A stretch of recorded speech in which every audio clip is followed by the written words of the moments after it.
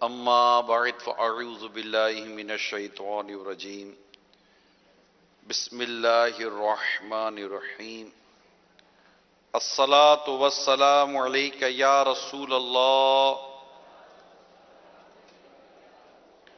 وعلی آلک واصحابک یا حبیب اللہ الصلاة والسلام علیک یا نبی اللہ وعلی آلک واصحابک یا نور اللہ۔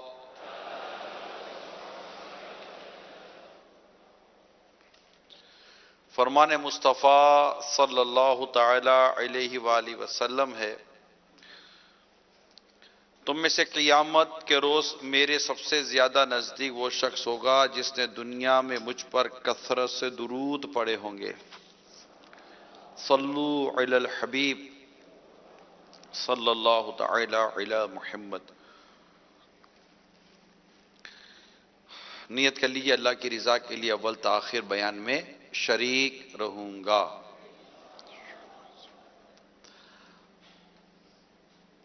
حضرت سیدنا انس بن مالک رضی اللہ تعالی عنہ بیان کرتے ہیں کہ ہم سرکار دو جہاں صلی اللہ تعالی علیہ وسلم کی بارگاہ میں حاضر تھے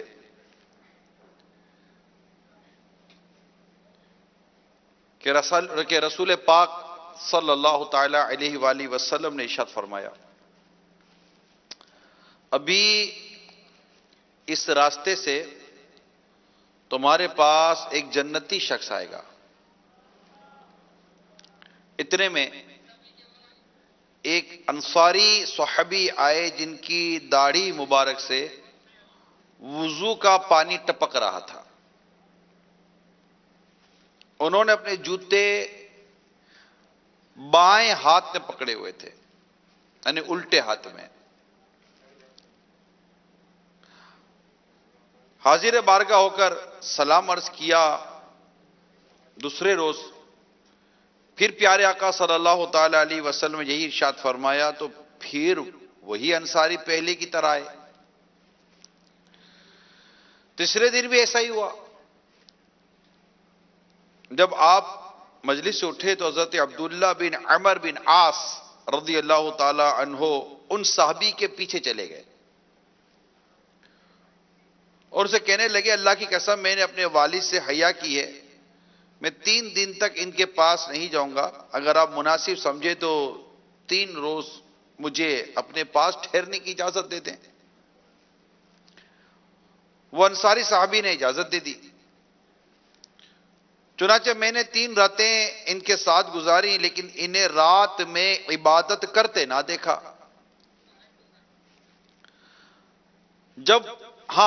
جب وہ اپنے بستر پر کروٹ لیتے تو اللہ تعالی کا ذکر کرتے، یہاں تک کہ نماز فجر کے لیے اٹھ کھڑے ہوتے۔ حضرت سیدنا عبداللہ رضی اللہ تعالی عنہ فرماتے ہیں کہ میں نے انصاری صحابی سے اچھی بات کے علاوہ کچھ نہ سنا۔ جب 3 روز پورے ہوئے تو قریب تھا کہ میں ان کے اعمال کو حقیر جانتا، لیکن جب میں نے ان سے کہا، اے اللہ کے بندے، میرے اور میرے والد کے درمیان کوئی ناراضی اور جدائی نہیں ہے، لیکن میں نے حضور کریم رؤوف رحیم صلی اللہ تعالی علیہ وسلم کو 3 بار فرماتے سنا کہ ابھی تمہارے پاس ایک جنتی شخص آئے گا، اور تینوں بار آپ ہی آئے۔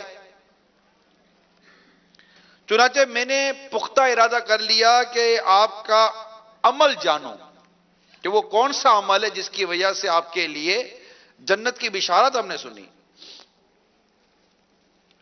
لیکن میں نے آپ کو کوئی بڑا عمل کرتے نہیں دیکھا، تو پھر آپ کو یہ مرتبہ کیسے حاصل ہوا؟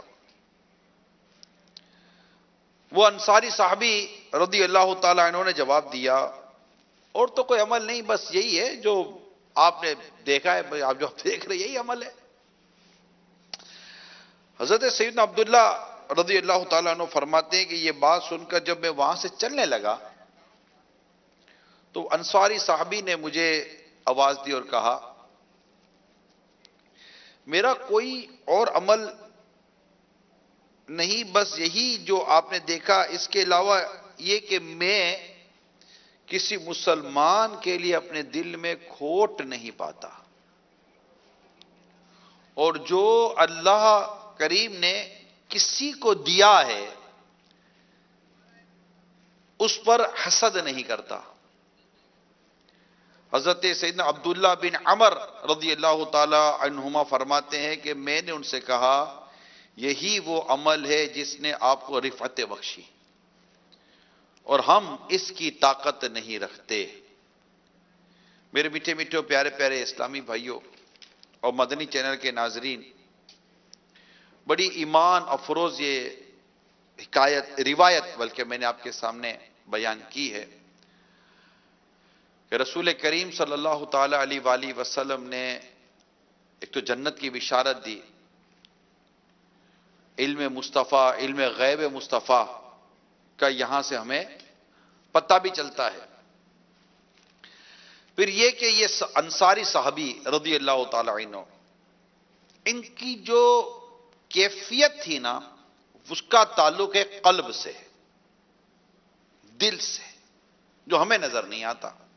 حدیث پاک میں آتا ہے اللہ تعالی تمہارے جسموں کو نہیں، تمہارے دلوں کو دیکھتا ہے۔ ہم اپنے جسم کی ستھرائی اور اپنے جسم کی صفائی اور اپنے ظاہری لباس کی صفائی کا تو اہتمام کر لیتے ہیں، مگر ہم سے ہمارے قلب کی صفائی کا، دل کی صفائی کا اہتمام نہیں ہوتا۔ حالانکہ ہمارے دل پر گناہوں کی وجہ سے نہ جانے کتنے کالے دھبے لگ چکے ہوں، ہمیں اس کا احساس ہی نہیں ہوتا۔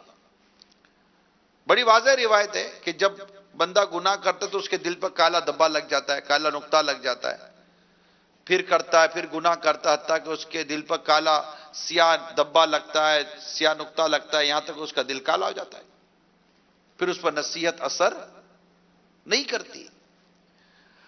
ہم اپنے دل کی طرف نہیں غور کرتے، اور حسد کا تعلق دل سے۔ اور دوسری بات جو انہوں نے فرمائی کہ کسی مسلمان کے لیے میرے دل میں کوئی کھوٹ میں نہیں پاتا، یعنی کتنا ان کا سینہ مسلمانوں کے کینے سے پاک تھا۔ ہمارے دل میں مسلمانوں کے لیے کچھ نہ کچھ بھرا رہتا ہے، کچھ نہ کچھ۔ آپ غور کریں، ٹٹولیں اپنے آپ کو، ٹٹولیں۔ اللہ نہ کرے کسی کے ساتھ حسد، کسی کے ساتھ بغض، کسی کے ساتھ کینہ، کسی کے نفرت، ایسے خامخواہ کی لگی ہوئی ہے، بس نہیں مزہ آتا۔ وہ آتا ہے تو اپنا موڈ خراب ہو جاتا ہے، کوئی وجہ نہیں ہوتی، کوئی وجہ شرعی تو ہو نا، کچھ نہیں۔ تو میرے میٹھے میٹھے پیارے پیارے اسلامی بھائیوں، حسد یہ ایسی عجیب اور گندی باطنی بیماری ہے کہ حدیث پاک میں ہے کہ حسد نیکیوں کو اس طرح کھا جاتا ہے جس طرح آگ لکڑی کو کھا جاتی ہے۔ اللہ کی پناہ۔ رسول کریم صلی اللہ تعالی علیہ وآلہ وسلم نے ارشاد فرمایا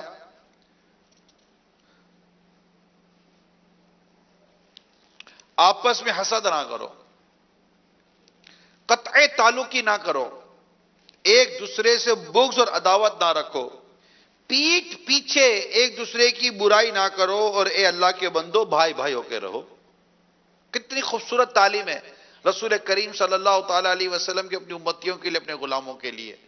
آپ مجھے بتاؤ میرے بیٹے پیارے اسلامی بھائیوں، آپس میں اگر حسد بھی نہیں، قطع تعلق بھی نہیں، بغض اور عداوت بھی نہیں، پیٹھ پیچھے کسی کی برائی بھی نہیں،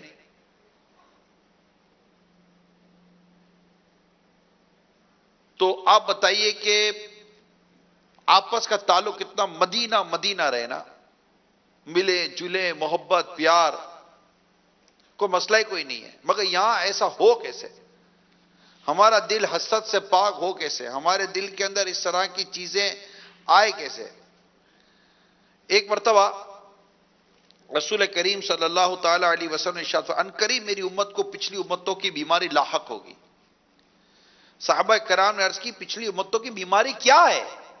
ارشاد فرمایا تکبر کرنا، اترانا، کثیر مال جمع کرنا، زیادہ مال جمع کرنا، دنیا میں ایک دوسرے پر سبقت لے جانا اور آپس میں بغض و حسد رکھنا، یہاں تک کہ یہ سب حد سے بڑھ جائے گا اور پھر قتل عام ہوگا.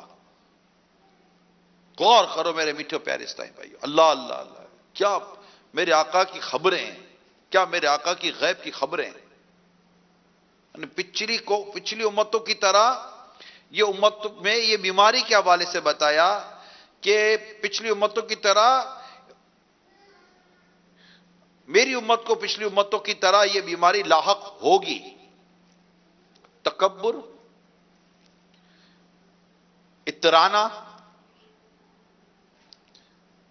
کثیر مال جمع کرنا، دنیا میں ایک دوسرے پر سبقت لے جانا، آپس میں بغض و حسد رکھنا، اور یہ سب اس حد تک بڑھے گا کہ قتل عام ہوگا.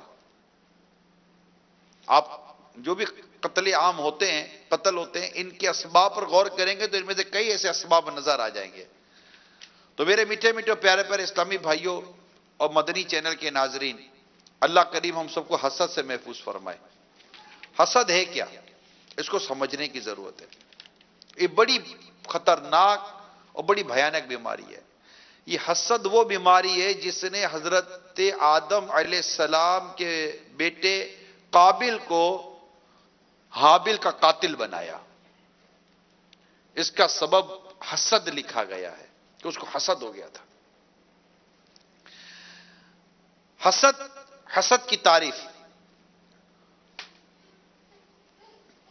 تم اس کی نعمت کو ناپسند کرو اور اس کے زوال کی خواہش کرو. پہلی حالت حسد کی یہ ہے، یعنی حسد صرف نعمت ہی پر ہوتا ہے. جب اللہ تمہارے کسی مسلمان بھائی کو نعمت عطا فرماتا ہے تو اس وقت تمہاری دو حالتیں ہوتی ہیں.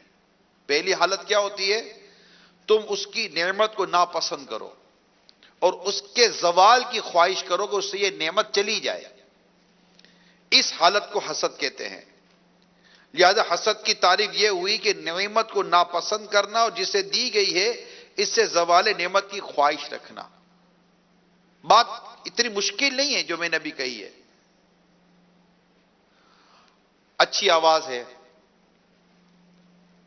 ٹھیک ہے، اچھا چہرہ ہے، خوبصورت بدن ہے، اچھی جسامت ہے، صحت و تندرستی ہے، اس سے محبت ہے لوگوں کی، لوگ اس کو چاہتے ہیں، لوگ اس کو مانتے ہیں. یہ ساری اللہ کے عطا کی ہوئی نعمت ہے. اس کو اللہ نے محبتیں دی ہیں، اس کو اللہ تعالیٰ نے اس کے لوگوں کے دلوں میں تعظیم دی ہے. یا اس طرح کی اور ہزارہ قسم کی نعمتوں کو گنتی کیا جا سکتا ہے. اب آپ کسی کے بارے میں ایک نعمت کو دیکھتے ہیں اور آپ چاہتے ہیں کہ اس سے یہ نعمت چلی جائے، آپ نے اس کی نعمت ہی کو پسند نہ. یہ مشہور کیوں ہو گیا؟ یہ اتنا خوبصورت کیوں ہے؟ یہ کالا ہو جائے. اس کی آنکھیں اتنی خوبصورت کی اندھا ہو جائے، بھینگا ہو جائے. اس کی گاڑی اتنی اچھی ہے یہ کہیں لگ جائے. اچھا بولے گا کوئی بھی نہیں، بولے گا کوئی بھی نہیں کہ اس کی گاڑی کہیں لگ جائے. کوئی گاڑی دیکھے گا تو بولے گا ارے کیا گاڑی لی ہے بھائی، ارے مزہ آیا ایسی گاڑی، واہ واہ واہ واہ. اور جب یہ گاڑی کہیں لگے گی نا اس کے اندر دل میں خوشی ہوگی، اچھا وہ گاڑی لگی، پتہ نہیں اس کو مزہ اچھا لگے گا. یعنی اس کو نقصان پہنچا نا، اس کی نعمت کو نقصان پہنچا.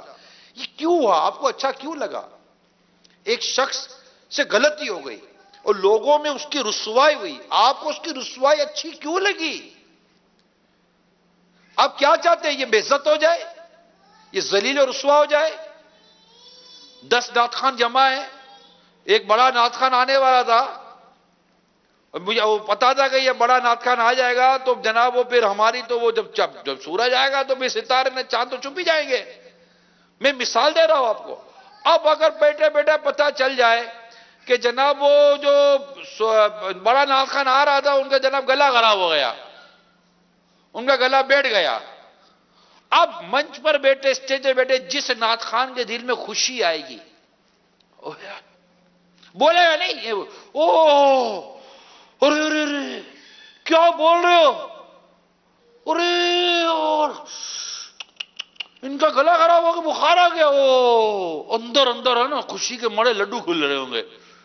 اچھا ہوا، یہ اچھا نہیں آیا، سارے پیسہ یہی لے جاتا، اسی پر ساری نوٹیں اڑا دی جاتی، میرے کو 1 روپیہ نہیں ملتا. اس یہ آتا تو سارے اسی کے لیے بیٹھے ہوئے تھے. اچھا اسی اجتماع میں بیٹھے کئی لوگ افسوس، وہ سچا افسوس کر رہے ہوں گے، ان کو کیوں حسد ہوگا؟ حسد ہوتا ہے ہم اثر کے ساتھ عموماً، یا اپنے پروفیشن کے ساتھ. یہ 2 کیمرہ مین ہیں، ان میں سے کسی کی پوزیشن کے متعلق ان میں حسد آنے کا چانس ہے، مجھے ان سے ہونے کا اتنا چانس نہیں ہے. اگر میری جگہ پر کوئی بیان کرنے والا ہوگا تو میرا اس سے حسد کا چانس ہے، نارمل ان سے کوئی چانس نہیں ہے. نعت خان کا نعت خان سے ہو سکتا ہے، مبلغ کا مبلغ سے ہو سکتا ہے، ڈاکٹر کا ڈاکٹر کے ہو سکتا ہے. اب 2 ڈاکٹر کی کلینک ساتھ ہے اور 2 ڈاکٹر ایک ساتھ کلینک ہے، ٹھیک ہے؟ ڈاکٹر کے دائیں طرف ڈاکٹر ہے، ڈاکٹر کے بائیں طرف ایڈوکیٹ ہے، وکیل، بیچ میں ایک ڈاکٹر ہے. 2 ڈاکٹر ادھر ہو گئے، ایک وکیل ادھر ہو گیا. اب اگر دوسرے ڈاکٹر کے پاس رش بڑھے گا تو ایک ڈاکٹر کو اسے حسد ہو سکتا ہے، that is called professional jealousy. لیکن ایڈوکیٹ کے پاس رش ہوگا تو ڈاکٹر کو فرق نہیں پڑے گا، کیونکہ وہاں پر پروفیشن ایک نہیں ہو رہا. تو نارملی عموماً پروفیشن ایک ہو، پیشہ ایک ہو. تو اب دودھ والے کی دکان ہے، اس کے ساتھ جناب وہ کسی اور مطلب کریانے والے کی دکان، اب دودھ والے کی دکان پہ رش لگتا رہے، کریانے والے کو اتنا فرق نہیں پڑے گا.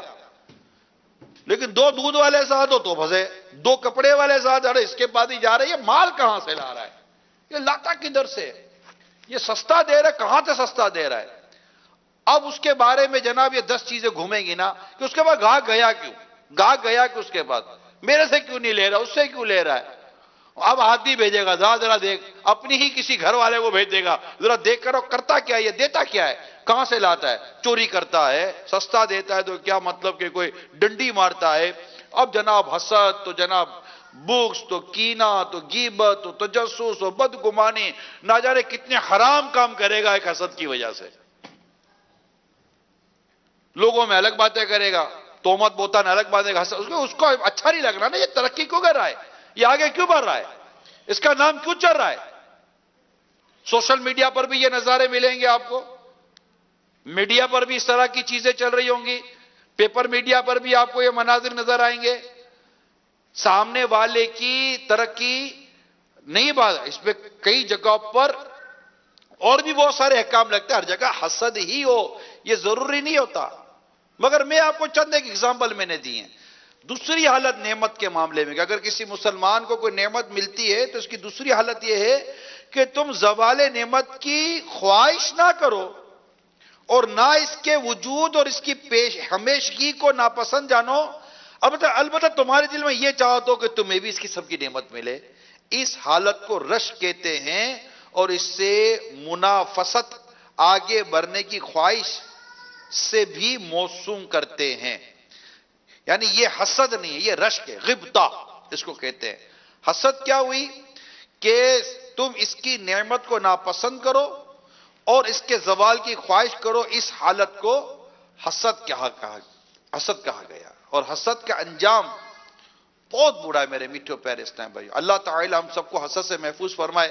اور بس غور کرتے رہے کہ کئی مطلب میں حسد میں پھنس نہ جاؤں. حضرت سیدنا زکریا علیہ السلام نے فرمایا، اللہ ارشاد فرماتا ہے حاسد میری نعمت کا دشمن ہے، میرے فیصلے پر ناخوش، میری اس تقسیم پر ناراض ہوتا ہے جو میں نے اپنے بندوں کے درمیان کی. یہ حاسد کا ایک مطلب کہ سمجھے پوسٹ مارٹم ہوا کہ بھائی اس کو دولت ملی تجھے حسد ہوئی، دولت دی کس نے؟ اللہ نے. اس کو شہرت ملی تجھے حسد ہوئی، اس کو شہرت دی کس نے؟ اللہ نے. اس کو عزت ملی تجھے حسد ہوئی، اس کو عزت دی کس نے؟ اللہ نے.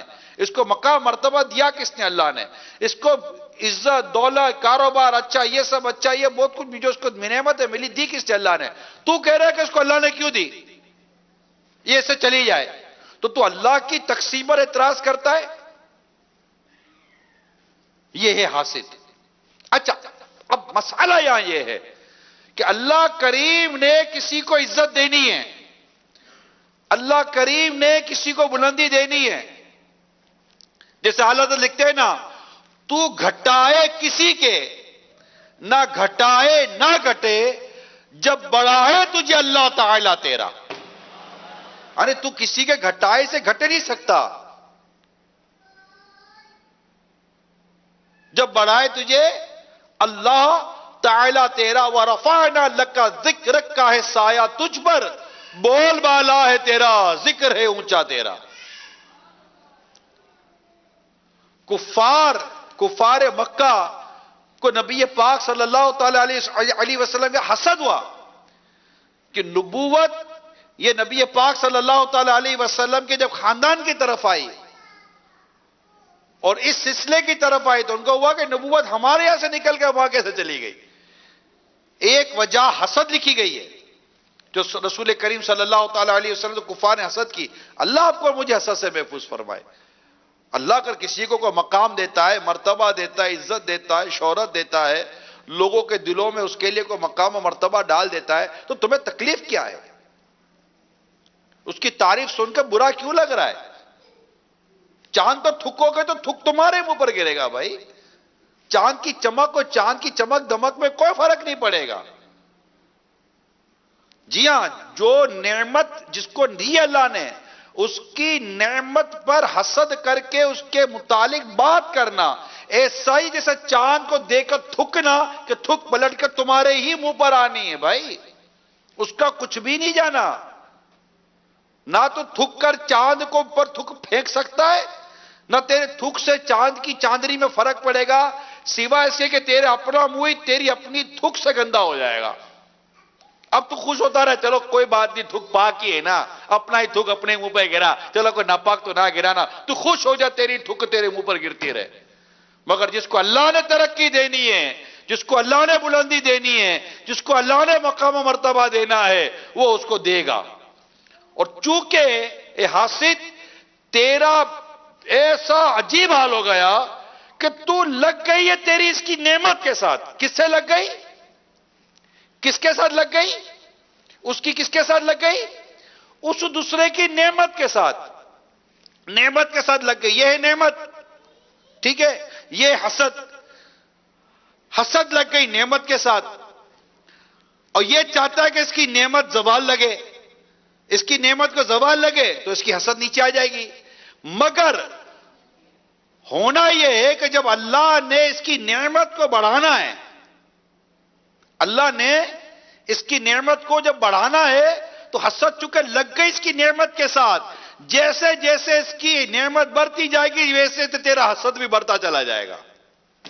یہ اپنی ان نعمتوں کو پا کر خوشی کی نیند اور راحت کی نیند سوئے گا، اور تو حسد کر کے اب تیری حسد کی آگ میں جل جل کے ختم ہو جائے گا.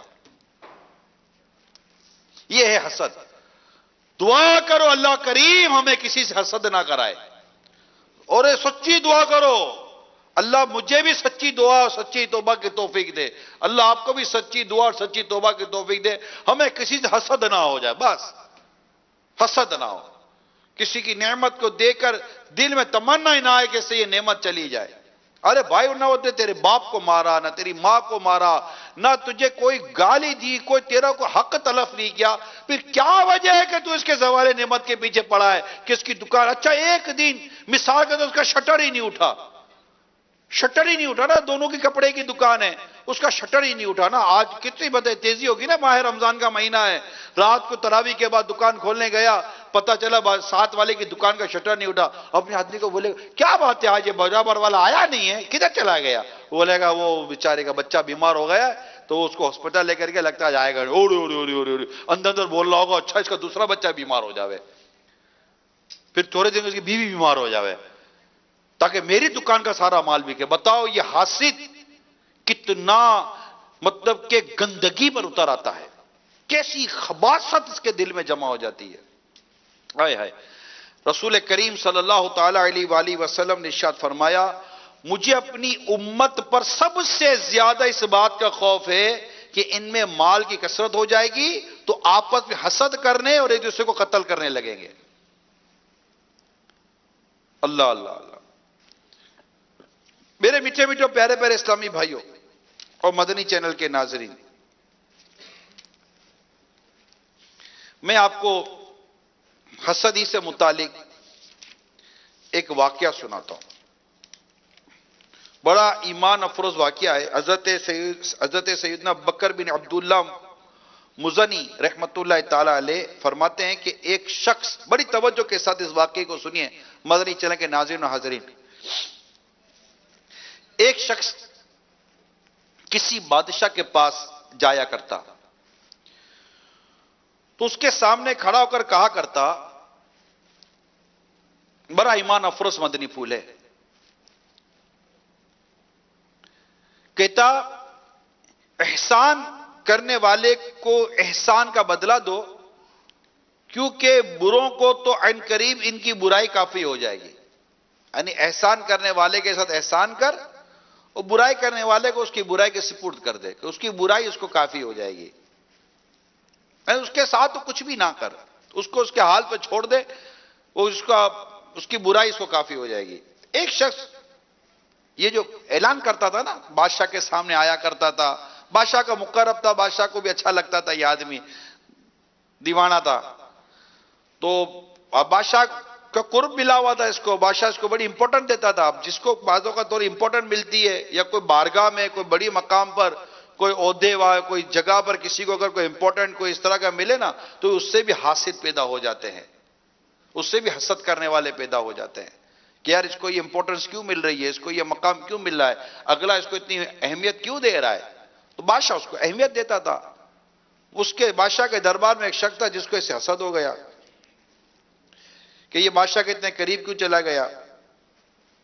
لہذا وہ بادشاہ کے پاس گیا اور کہا، جناب یہ شخص جو آپ کے سامنے کھڑا ہو کر باتیں کرتا ہے، اس کا کہنا ہے کہ بادشاہ کے منہ سے بدبو آتی ہے. بادشاہ نے کہا، میں کیسے اس بات کا یقین کر لوں؟ اس شخص نے کہا، آپ اسے اپنے قریب بلا کر دیکھیں، جب وہ آپ کے قریب ہوگا تو اپنے ناک پر ہاتھ رکھ لے گا تاکہ آپ کے منہ کی بدبو نہ سونگھ سکے. اللہ. بادشاہ نے اس سے کہا، تم جاؤ، میں خود اسے دیکھ لوں گا. یہ شخص وہاں سے نکلا اور اس شخص کو اپنے گھر دعوت پر بلایا. کون؟ وہ جو اعلان کرتا تھا. کس نے دعوت پر بلایا؟ جو حسد کرنے میں لگا ہوا تھا. اور اسے ایسا کھانا کھلایا جس میں لہسن ملا ہوا تھا، جس پہ بدبو ہوتی ہے. وہ شخص وہاں سے نکل کے بادشاہ کے پاس آیا اور حسبی عادت بادشاہ سے کہا، احسان کرنے والے کا احسان کا بدلہ دو، کیونکہ بروں کو تو عین قریب ان کی برائی کافی ہو جائے گی. بادشاہ نے اس سے کہا، میرے قریب آؤ. وہ قریب آیا تو اس نے اس خوف سے اپنے منہ پر یا ناک پر یوں ہاتھ رکھ لیا کہ کہیں بادشاہ کو میرے منہ سے جو لہسن کی بدبو آ رہی ہے یہ کہیں بادشاہ کو نہ پہنچے. تو بادشاہ نے اپنے دل میں سوچا کہ فلاں آدمی تو سچ کہہ رہا تھا، کیونکہ بادشاہ دیکھ رہا ہے کہ واقعی منہ پر ہاتھ رکھ لیا، ناک پر ہاتھ رکھ لیا، کیا لگتا ہے وہ سچ کہہ رہا تھا. اب اس بادشاہ کی عادت تھی کہ وہ کسی کے لیے اپنے ہاتھ سے صرف انعام دینے کا ہی فرمان لکھا کرتا تھا. یہ اس کی عادت تھی بادشاہ کی کہ جب کسی کو انعام دینا ہوتا تو وہ اپنے ہاتھ سے لکھتا تھا فرمان. لیکن اب کی بار اس نے اپنے ایک گورنر کو اپنے ہاتھ سے لکھا کہ جب میرا یہ خط لانے والا تمہارے پاس آئے تو اسے ذبح کر کے اس کی کھال اتار کر اسے بھوسا بھر کر میرے پاس بھیج دینا. اس شخص نے وہ خط لیا اور دربار سے نکلا، اور اس کو یہی کہ بادشاہ نے کوئی انعام لکھا ہے میرے لیے بھائی. تو جب دربار سے نکلا تو وہی سازشی حاسد شخص اسے ملا. اس نے پوچھا، یہ خط کیسا ہے؟ اس شخص نے جواب دیا، بادشاہ نے مجھے انعام لکھ کر دیا ہے. سازشی شخص نے کہا، یہ مجھے تحفہ دے دے بھائی. اس شخص نے کہا، تم لے لو. پھر جب وہ سازشی حاسد خط لے کر خوشی خوشی اس گورنر کے پاس پہنچا اور گورنر سے کہا کہ تمہارے، اس کو پہنچا، گورنر کو دیا، یہ خط ہے میرے نام پر انعام. اب وہ گورنر نے جب وہ خط لیا تو کہا، تمہارے خط میں لکھا ہے کہ میں تمہیں ذبح کر دوں، قتل کر دوں. اور تمہاری کھال اتار دوں. اب وہ حاسد وہ تو کام گیا, بولا یہ کیا ہو گیا؟ بولا یہ خط میرا نہیں ہے,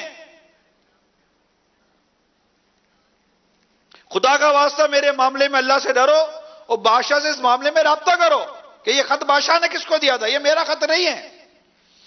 اب وہ عامل کہنے لگا گورنر بادشاہ کے خط کو لوٹایا نہیں جاتا, لہذا عامل نے اسے قتل کر کے اس کی کھال میں بھوسا بھر کر بادشاہ کو بھیج دیا. پھر وہی شخص جس کے خلاف سازش کی گئی تھی حسب عادت بادشاہ کے پاس آیا اور اپنی بات دہرائی, احسان کرنے والے کے ساتھ احسان کر. تو بادشاہ نے حیرت زدہ ہو کر اسے پوچھا وہ خط کا کیا ہوا؟ اس کو دیکھ کر بادشاہ بھی ہکا بکا رہ گیا کہ یہ آدمی ادھر کدھر سے آ گیا, میں نے تو اس کے قتل کا حکم نامہ جاری کر دیا تھا, یہ دوبارہ میرے سامنے آ کر اعلان کر رہا ہے. تو بادشاہ نے اس کو کہا وہ خط کدھر گیا؟ تو اس نے کہا خط تو وہ میں لے کر نکلا تھا, تو وہ فنا جو تھا نا آپ کے دربار میں, اس سے بولا خط مجھے دے دے, تو میں نے اس کو دے دیا کہ چلو انعام یہ لے لے گا. تو بادشاہ نے اس سے پوچھا کہ تم نے اپنی ناک پر, بادشاہ نے اس کو کہا کہ جس کو تم نے خط دیا وہ اس نے مجھے بتایا تھا کہ تم کہتے ہو کہ میرے منہ سے بدبو آتی ہے. اسے جواب دیا بادشاہ میں ایسا کیسے کہہ سکتا ہوں آپ کے منہ سے بدبو آتی ہے؟ تو بادشاہ نے پوچھا کہ تم نے جب میں نے قریب بولا تو اپنے منہ ناک پر ہاتھ کیوں رکھا تھا؟ کہا اسی شخص نے بادشاہ سلام مجھے لیسن کھلا دیا تھا اور مجھے یہ بات پسند نہ آتی کہ میرے منہ سے بدبو نکلے اور آپ کو تکلیف ہو.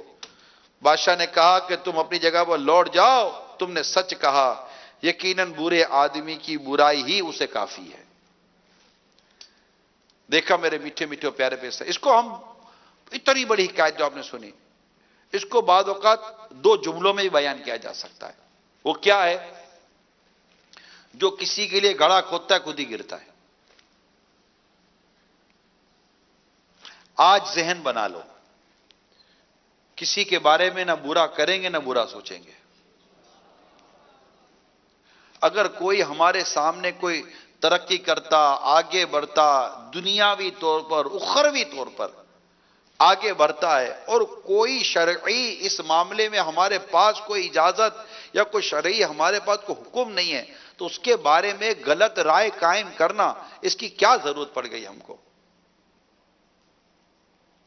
بعد اوقات رشتے اچھی جگہ ہو جاتے ہیں تو حسد کرنے والے بیچ پہ ٹپک پڑتے ہیں, رشتہ توڑوانے کی کوشش کرتے ہیں. کہیں کو ڈیل ہو جاتی ہے کسی کی بزنس کے اندر تو حاسد بیچ میں ٹپک پڑتا ہے اور پھر اس کی ڈیل خراب کر رہا ہوتا ہے.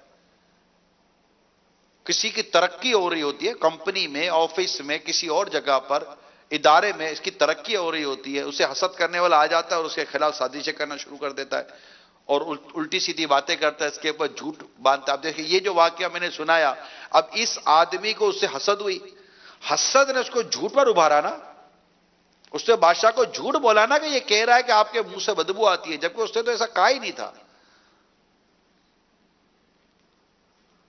تو حسد سے اللہ آپ کو اور مجھے ہم سب کو محفوظ فرمائے.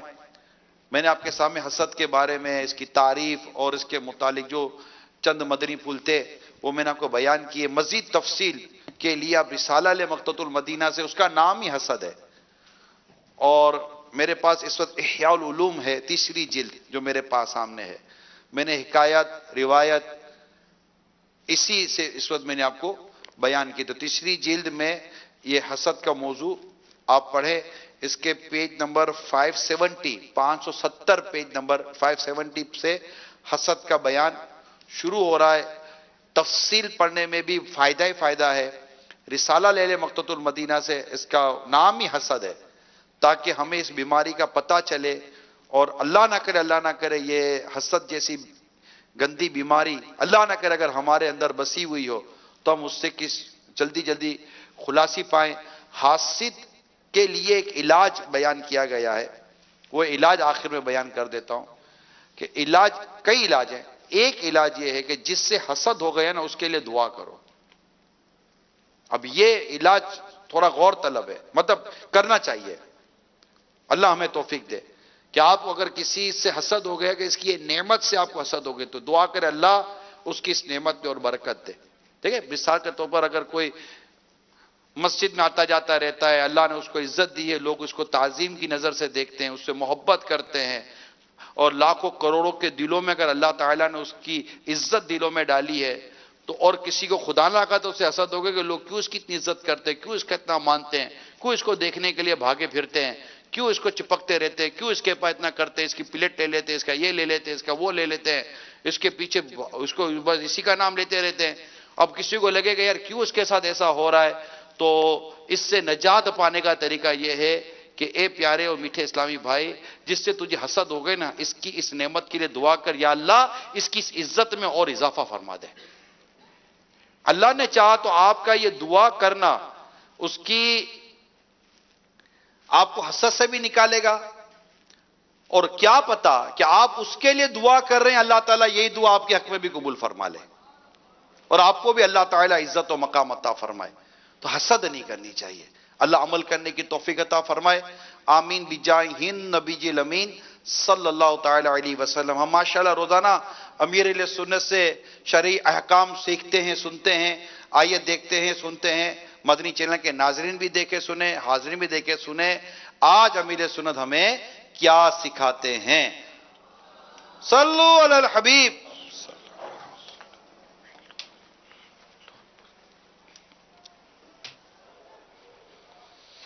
الحمد لله رب العالمين والصلاة والسلام على سيد المرسلين أما بعد فأعوذ بالله من الشيطان الرجيم بسم الله الرحمن الرحيم الصلاة والسلام عليك يا رسول الله وعلى آلك وأصحابك يا حبيب الله الصلاة والسلام عليك يا نبي الله وعلى آلك وأصحابك يا نور الله۔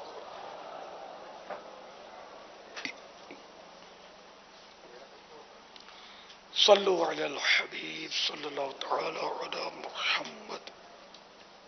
ایک شخص حدیث پاک میں تکبر سے تیبند گھسیٹ رہا تھا، زمین میں دھسا دیا گیا، قیامت تک یہ زمین میں دھستا رہے گا۔ ایک حدیث میں کچھ اس طرح بھی آیا ہے کہ جو کپڑا ٹخنوں سے نیچے ہے وہ آگ میں ہے۔ تو یہ تکبر سے اگر کپڑا لٹکائے گا تو آگ میں ہے۔ یہ ٹخنا اس کو بولتے ہیں، یہ پنجے کے جوڑ کو۔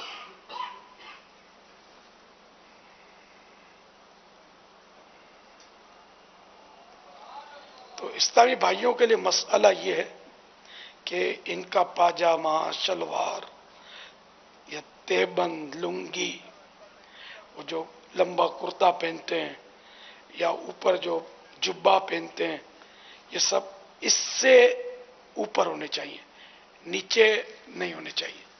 اوپر ہونا اس سے یہ سنت ہے، نیچے ہونا سنت نہیں۔ یہ عیسائی بھائیوں کا مسئلہ ہے، عیسائی بہنوں کا نہیں۔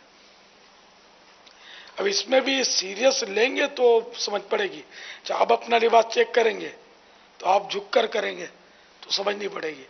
آپ بالکل وہ سیدھے کھڑے ہو جائیں، کوئی آپ کو دیکھ کر بتائے کہ یہ ٹخنوں کے نیچے ہے یا اوپر ہے تو بتا سکے گا، سمجھ آئیے۔ اب آپ سوچیں گے کہ میں آئندہ خیال رکھوں گا، سلواؤں گا تو اوپر رکھواؤں گا، یہ نہیں چلے گا۔ اگر آپ کا یہ گلا ہے یہ پچھلی طرف آ جائے یا آگے جیب بنوانا تھا وہ پیچھے آ جائے تو کیا آپ بولیں گے آئندہ خیال رکھوں گا، اب سلوانے میں اب پیچھے جیب لگ گئی ہے کیا کروں؟ بلکہ آپ اس کو ایک بار بھی نہیں پہنیں گے۔ انڈرسٹوڈ؟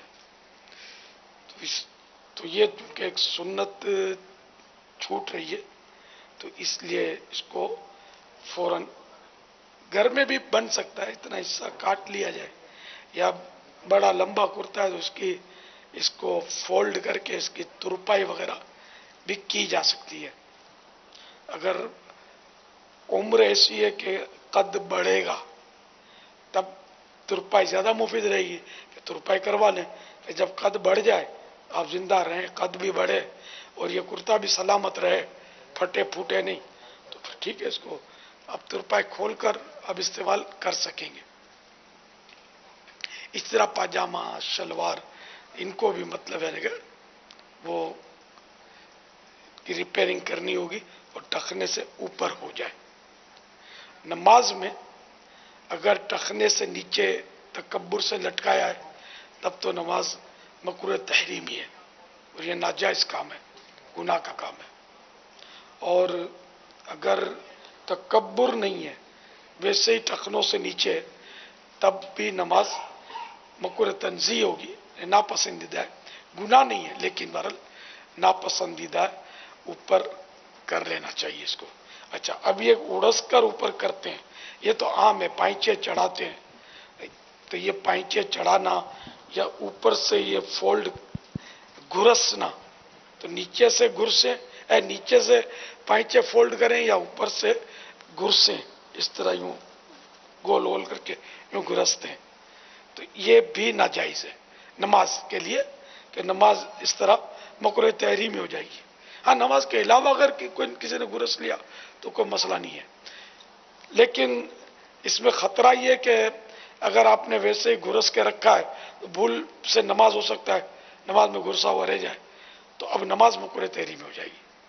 नमाज के अंदर आप खोल भी लेंगे, अगर अमल कलील से खोल तो लेना चाहिए, लेकिन अमल कलील से खोलें, दो दो हाथ से, यानी कि इस तरह नहीं कि सामने वाला देखकर समझे कि ये नमाज में नहीं है।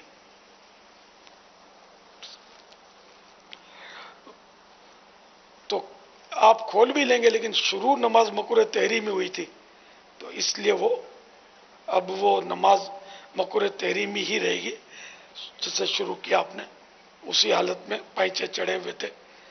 तो आमतौर पर ये बाजू का तो मस्जिदों में बड़े बूढ़े ऐलान भी करते हैं कि पाइचे ऊंचे कर लो, तो यूं कर लो, तो ये ऐलान भी इनका गलत, ऐसा इनको नहीं करना चाहिए।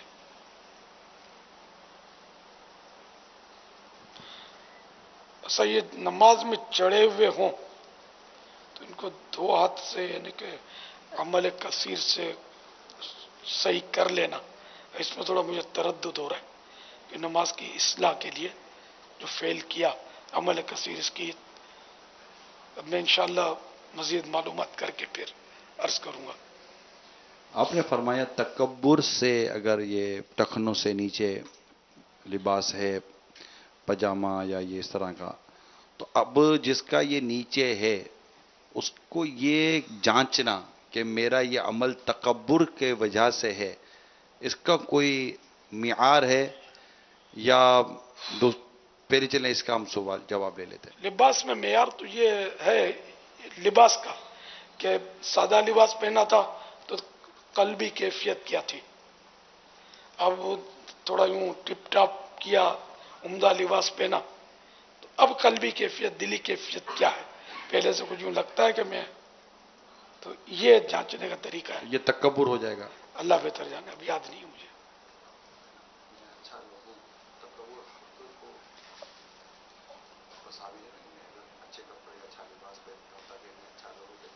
इसमें हरज नहीं है, बल्कि सरकार सल्लल्लाहु तआला अलैहि वसल्लम ने सर लिबास इस्तेमाल फरमाते, जब वफूद आते हाजिर होते तो जुम्मा लिए में, मखसूस ईदेन उम्दा में, लिबास, जुम्मा, ईद, बल्कि नमाज के लिए भी उम्दा लिबास होना चाहिए।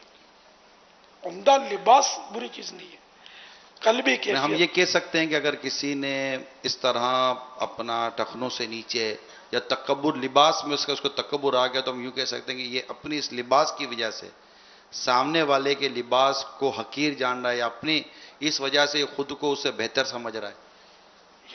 याद नहीं है।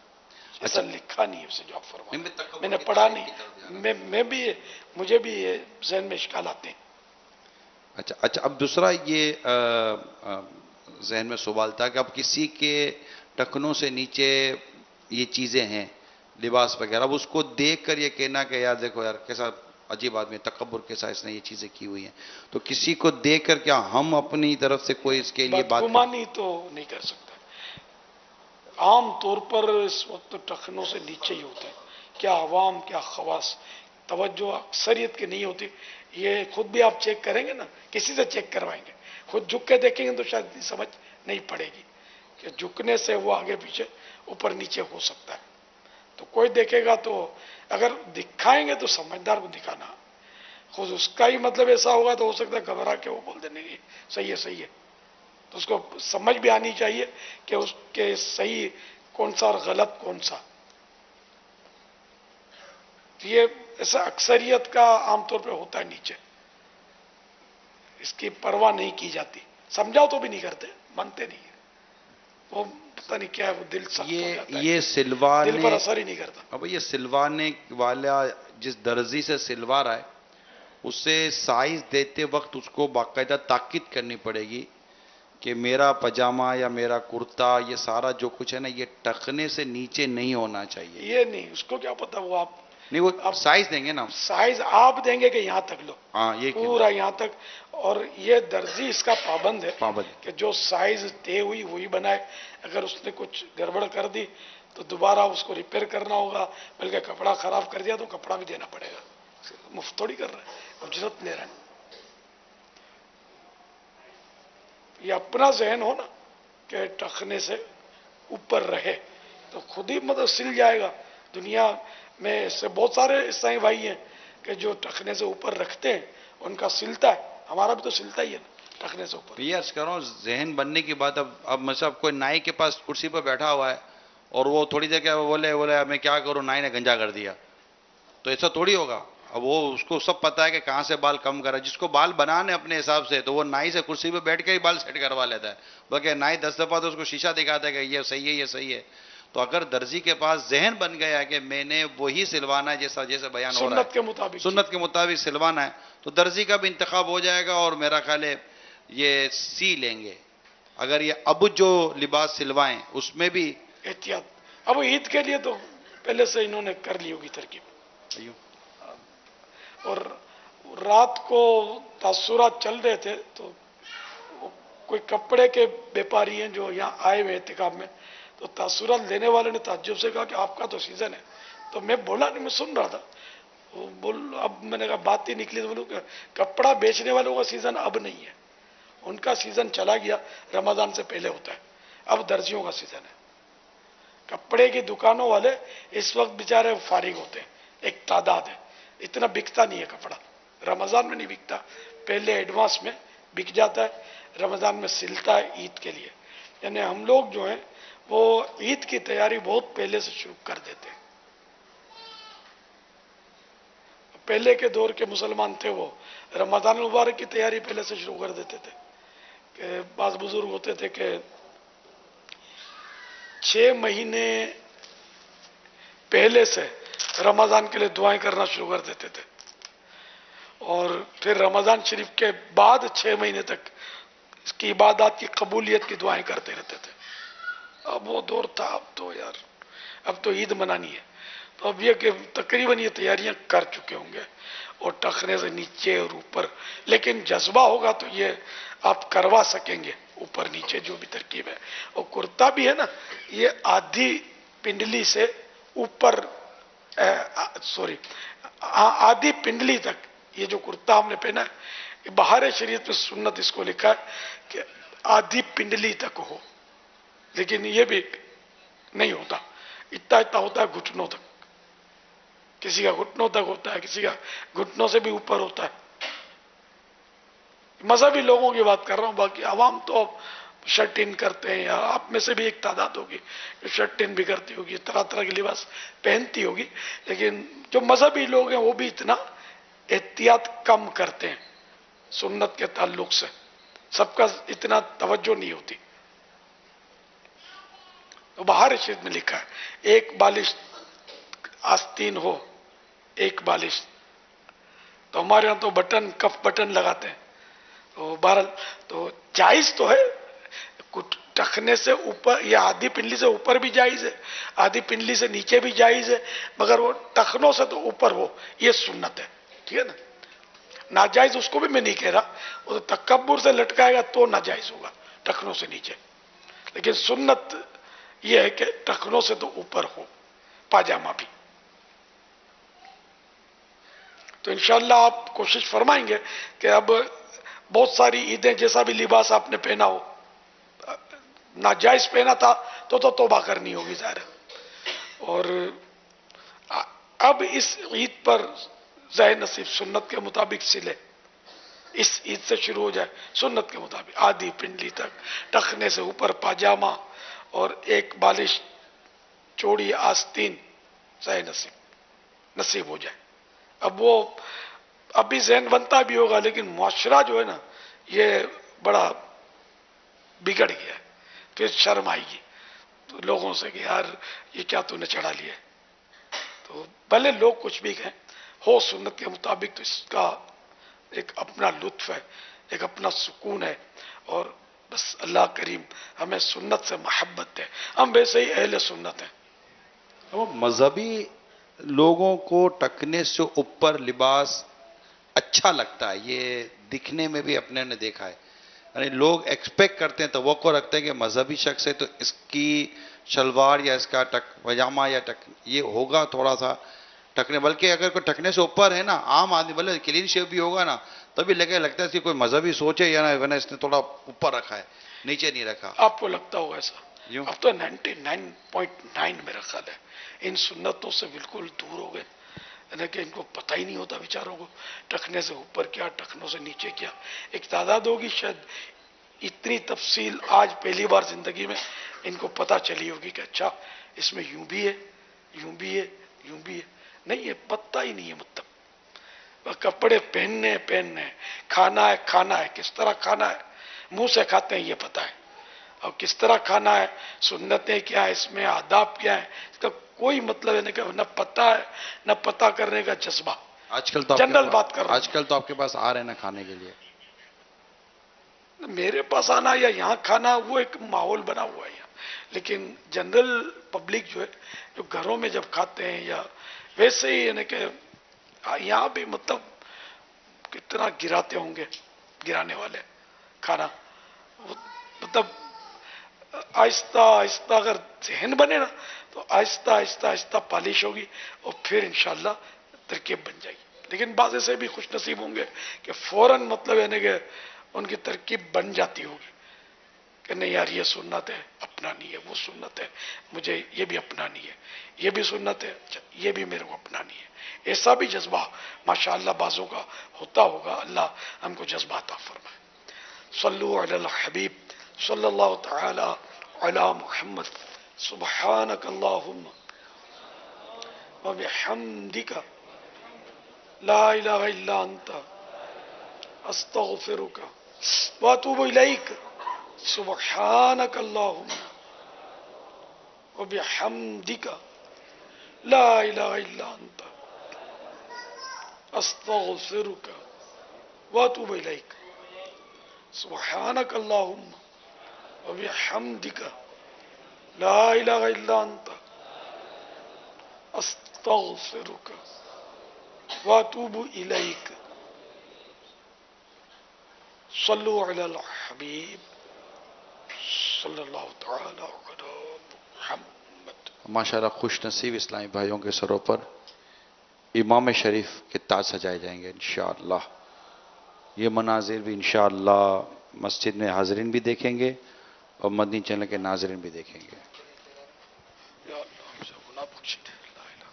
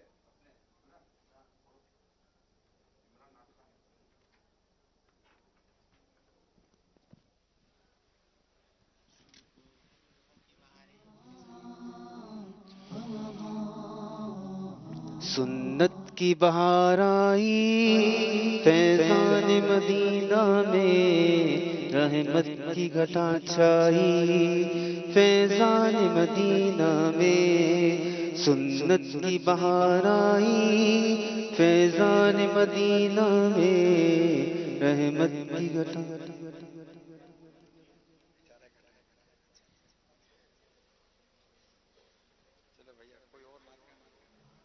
سب فیضان گئے ماہ رمضان المبارک کا، یہ سب فیضان گئے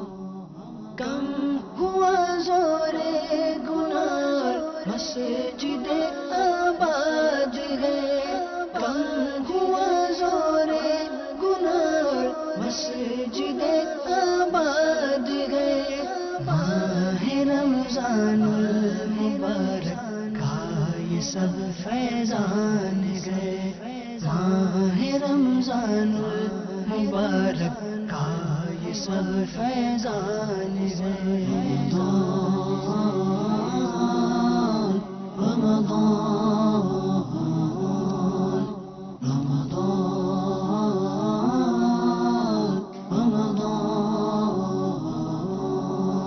سنت کی بہار آئی فیضان مدینہ میں، سنت کی بہار آئی فیضان مدینہ میں، رحمت کی گھٹا چھائی فیضان مدینہ میں، رحمت کی گھٹا چھائی فیضان مدینہ میں،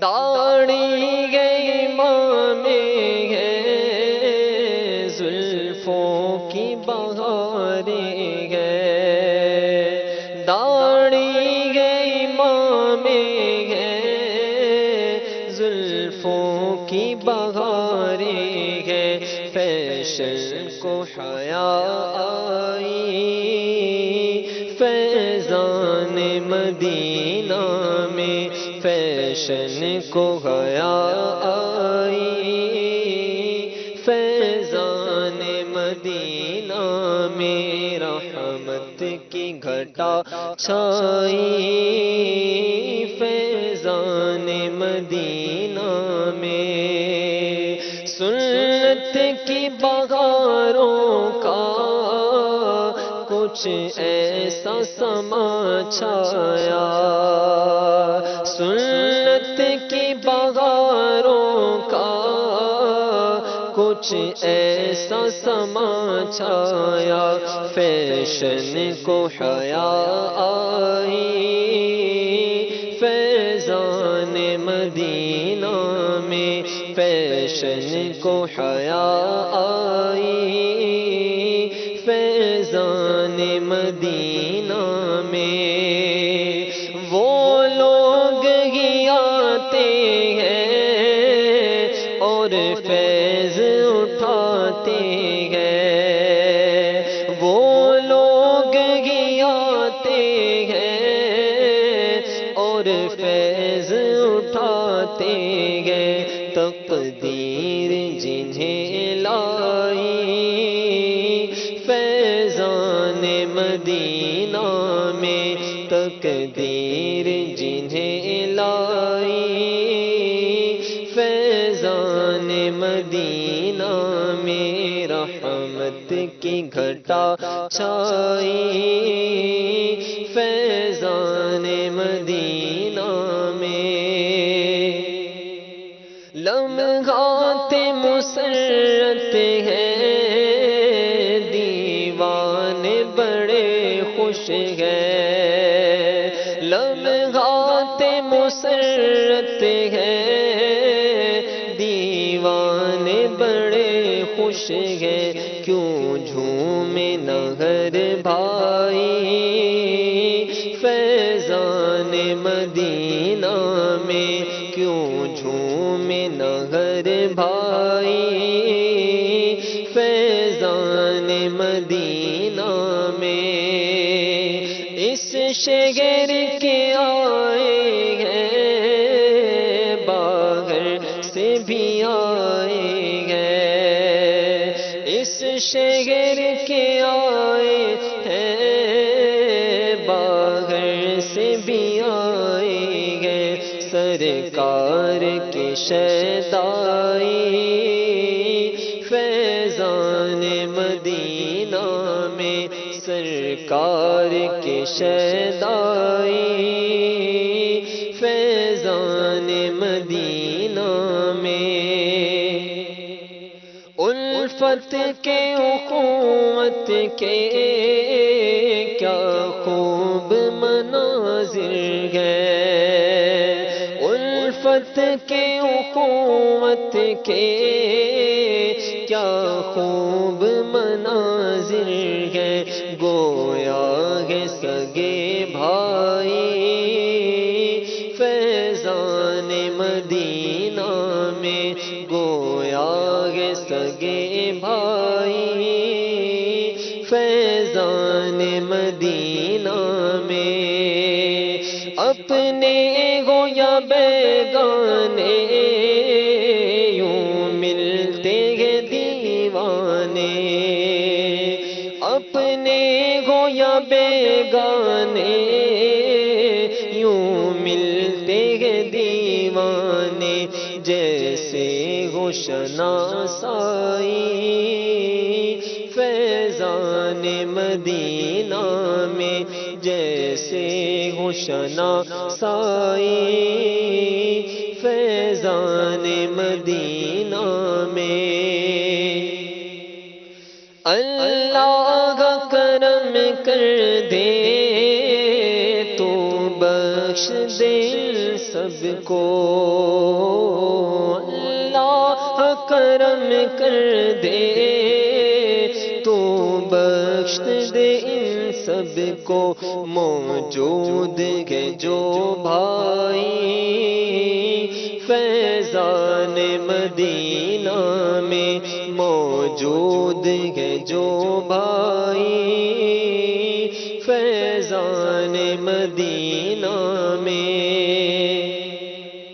سنت کا لیے جذبہ آئے جو یہاں اس کی، سنت کا لیے جذبہ آئے جو یہاں اس کی، ہے حوصلہ افزائی فیضان مدینہ میں، ہے حوصلہ افزائی فیضان مدینہ میں،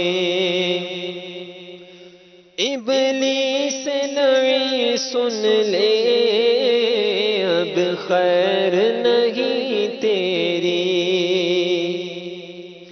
ابلیس نئی سن لے اب خیر نہیں تیری، شامت تیری ہے آئی فیضان مدینہ میں، شامت تیری ہے آئی،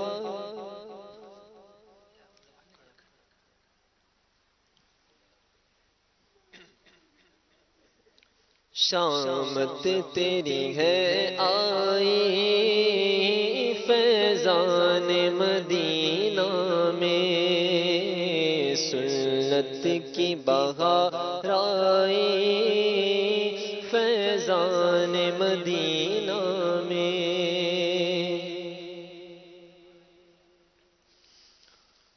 بنایا مجھے کو اپنا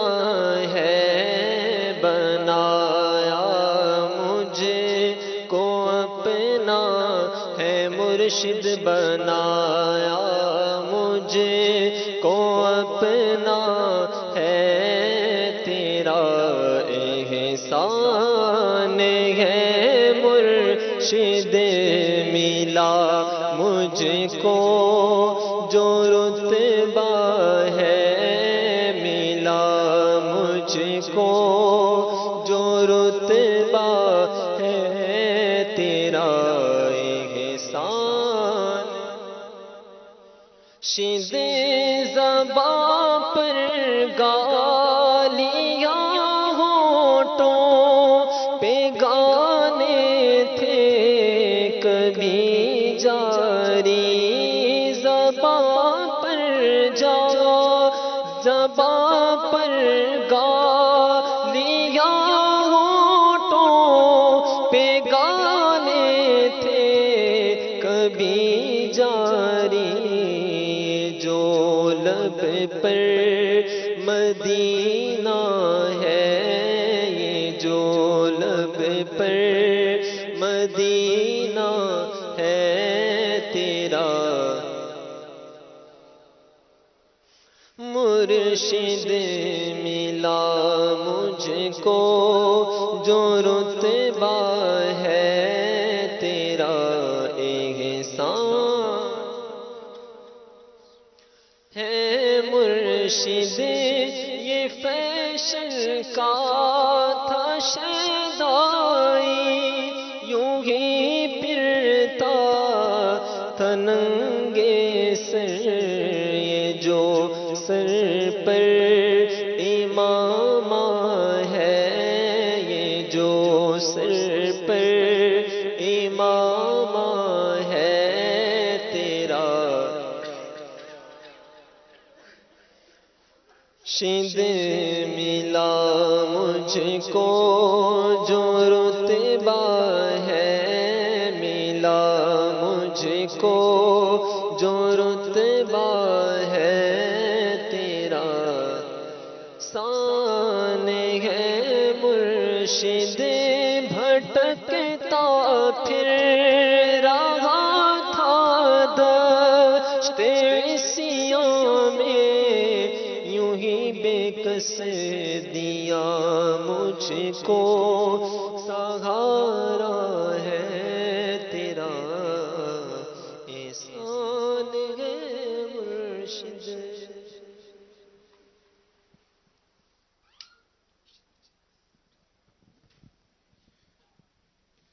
صلو صلاۃ الاشراق یرحمنا اللہ. نماز اشراق کا ٹائم ہو گیا ہے، صفحے بنا لیجئے.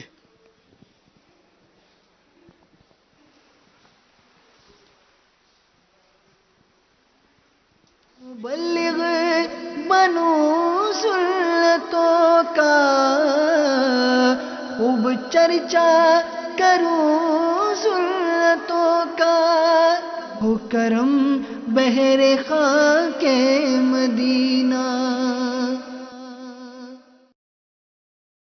فرمان مصطفیٰ صلی اللہ تعالی علیہ وآلہ وسلم نیت المؤمنی خیر من عملی، مومن کی نیت اس کے عمل سے بہتر ہے. اللہ عز و جل کی رضا پانے اور ثواب کمانے کی غرض سے سلسلہ دیکھنے سے پہلے اچھی اچھی نیتیں فرما لیجئے. اللہ عز و جل کی رضا کے خاطر علم دین حاصل کروں گا، سیکھ کر دوسروں تک نیکی کی دعوت پہنچاؤں گا، خاص خاص باتیں لکھوں گا، اول تا آخر دیکھوں گا.